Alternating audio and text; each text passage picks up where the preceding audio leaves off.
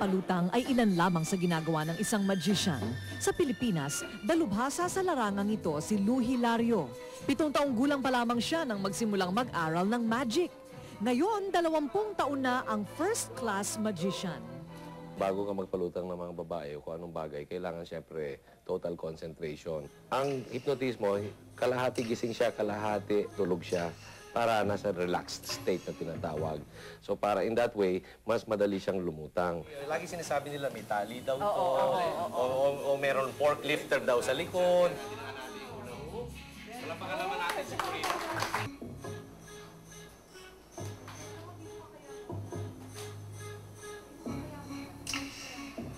Aba, hindi pala flying carpet ang gamit ni Lou Hilario, kundi kapirasong tabla na higaan ng babae na binalutan ng telang itim. Ang imposible, magagawa nga kayang posible. Palulutangin sa hangin.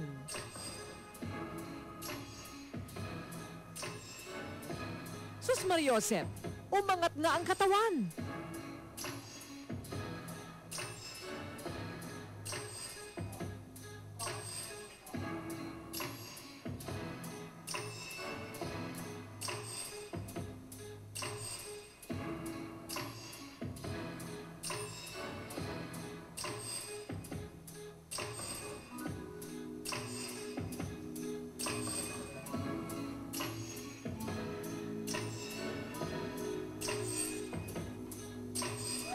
Bravo! Bravo!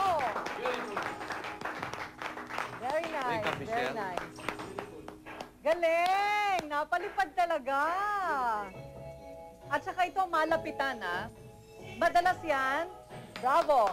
Madalas yan, nakikita natin sa teatro. Ito, malapitan, pero wala akong nakitang. Very good, very good. Malinis. Okay, habang nagkakagulo sila, ako naman ang paghahandaan nilang paliparin.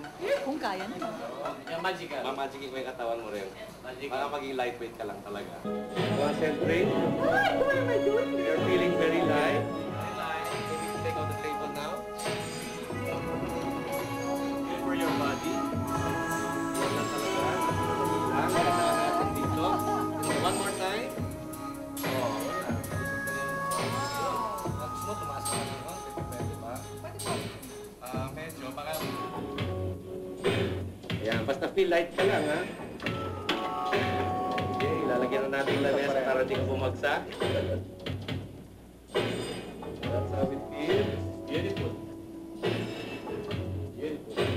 Ayan. Very light. Ayan, nag-landing na kayo.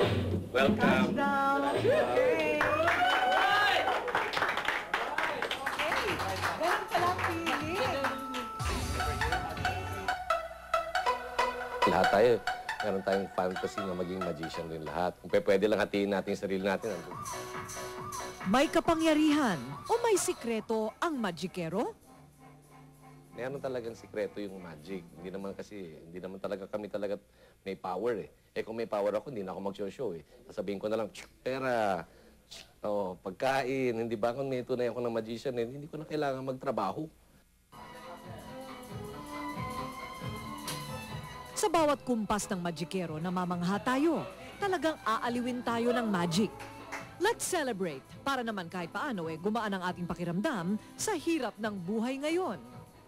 Mas mataas pa kami minsan sa sa tao. Minsan yan ang iniisip namin eh. Kaya sa akin, ang iniisip ko hindi rin ako totoong tao kasi talaga sa totoong buhay, ganito ang mukha ko. Sino mo, sabi ko na nga sa'yo, magic ba yun?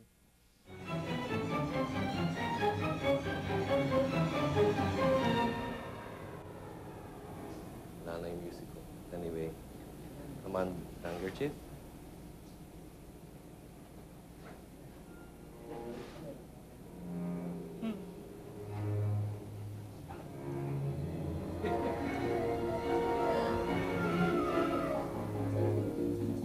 Ay! Lumabas! Lumabas!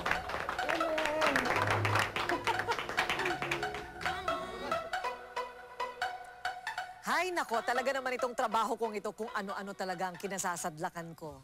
Huwag po kayong aalis, baka